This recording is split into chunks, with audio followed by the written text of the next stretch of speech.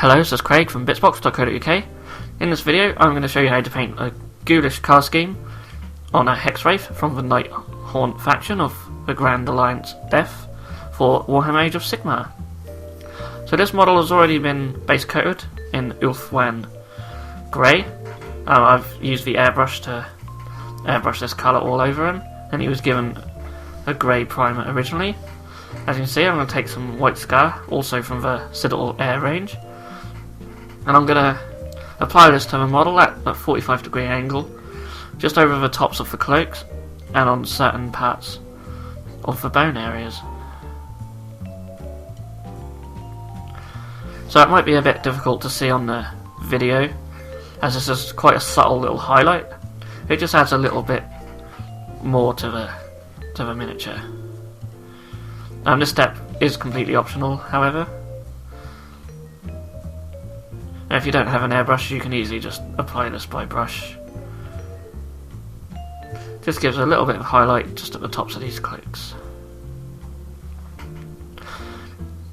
So yeah, it's very hard to see on the camera. So once that's done, I'm going to take some Waywatcher green glaze, and I'm going to start glazing the bottom of these cloaks. Of course, this will show up a lot better on the camera than the white did. As you can see, I'm putting it on very thinly to begin with. It all depends on how much of a green glow you want. And as I show now, I put on a bit thicker, as I want the green to look a bit more dominant. But just remember to spread it out nice and evenly, so you don't have any build up of the colour too heavily in different places.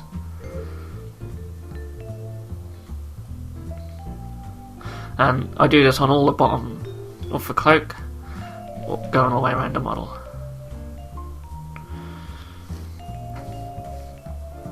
As you can see, I've gone around the bottom of the cloak. So leave that to dry, and the next step is to add a shade with Bale Tanned Green.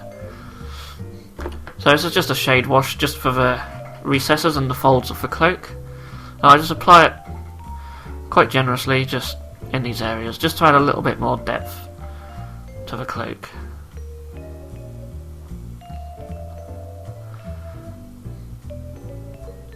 You don't want to do this too heavily because you don't want it to overpower the Waywatcher green.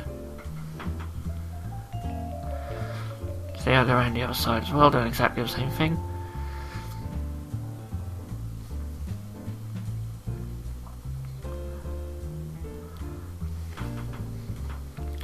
So once that's dry, we're going to start to paint the bones on the miniature.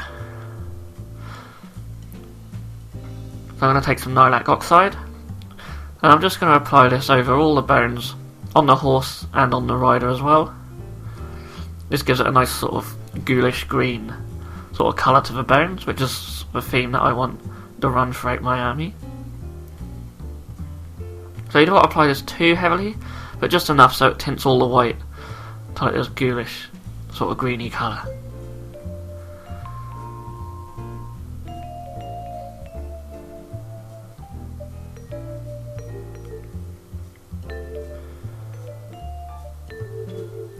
Once that's dry, the next step is to give that a highlight.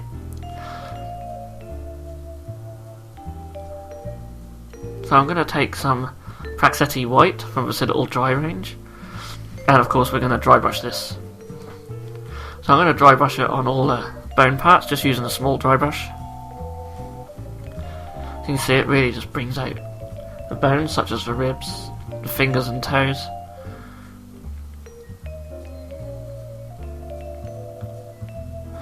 We also did this on the horse as well, it's on all his bones. Just adds a nice bright highlight just to all these bone areas.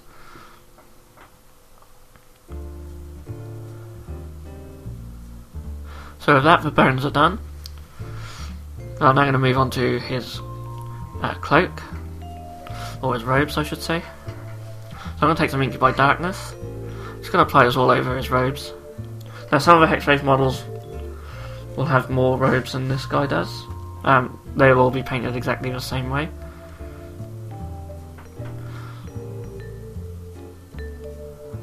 So I'm not worrying too much about any other details on the robes at this stage. I'm just going to paint over this entire area.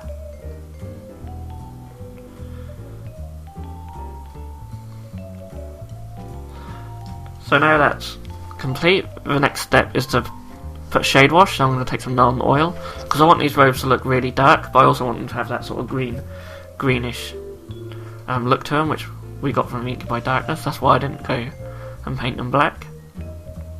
So I apply this fairly heavily, just so it will really bring down the colour of the robes. So once that's dry, I'm just going to give them a little bit of a highlight. For that, I'm going to use some Dark Reaper.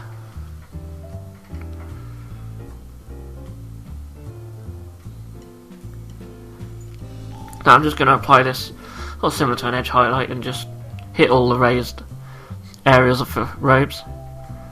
Just give them a little bit of a highlight. Now this is quite a subtle looking highlight, so again it might not show up as well on the camera. But I don't want the highlight on these robes to be too bright, so that's why I went with the Dark Reaper. So now that the robes are complete, the next step is to paint all the fire. So there's all little bits of fire all over the model, and I'm also going to paint the grass underneath the horse's feet in this colour. So I'm going to take some Cabalite Green first.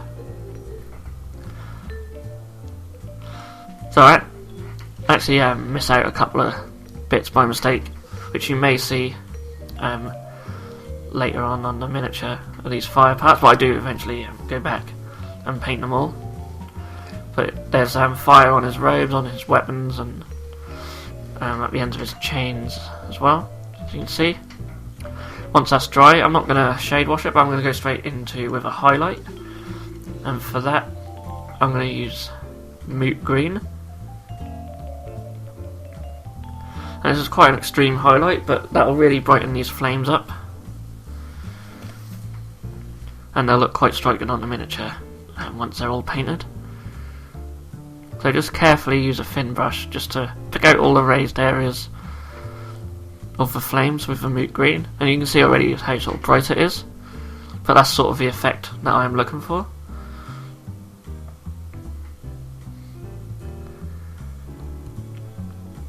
Now you can see, once they're all painted, that they really stand out on the model and look quite striking.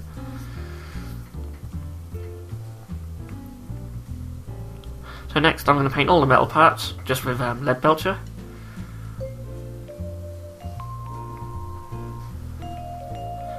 So that includes the scythe, the chains.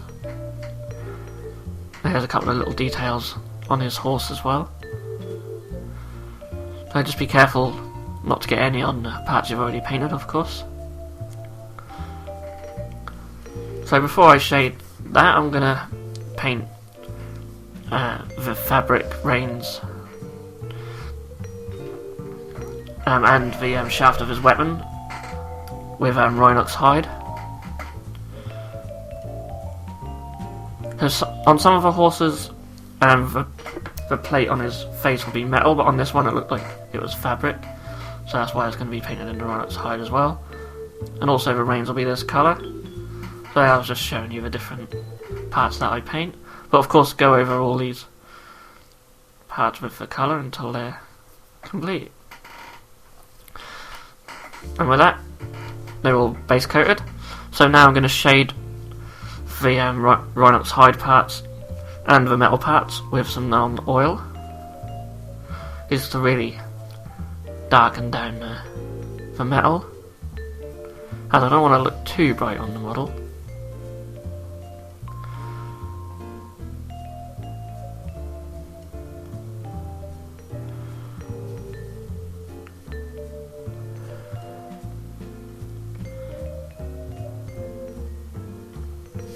Okay, so he's almost complete.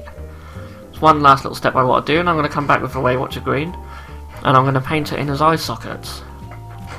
Now you may wish to highlight the metal and the brown parts that we did previously. I've chosen not to just in this video, because I just wanted this video to show mainly just to showcase the other parts of painting the model. We all know how to paint metal and leather really, but I just wanted to show off how I painted the other bits, and I didn't want them to look too bright either. So with that, our Hexwraith is complete, so all what's left now to do is just to do his base. So here's one that I painted before as well. Exactly the same way. I just added a little bit of Waywatcher green just in some of the joints of the horse and that, just on his bones. As you can see, this one's got a lot more robes to him, so the rider appears a lot darker than on the other one. So yeah, that is how I paint a Ghoulish Nighthaunt Hexwraith. So I hope you enjoyed this painting tutorial. If there's any tutorials you would like to see me do in the future, please leave a comment below. And as always, please like and subscribe. And I will see you guys in the next video.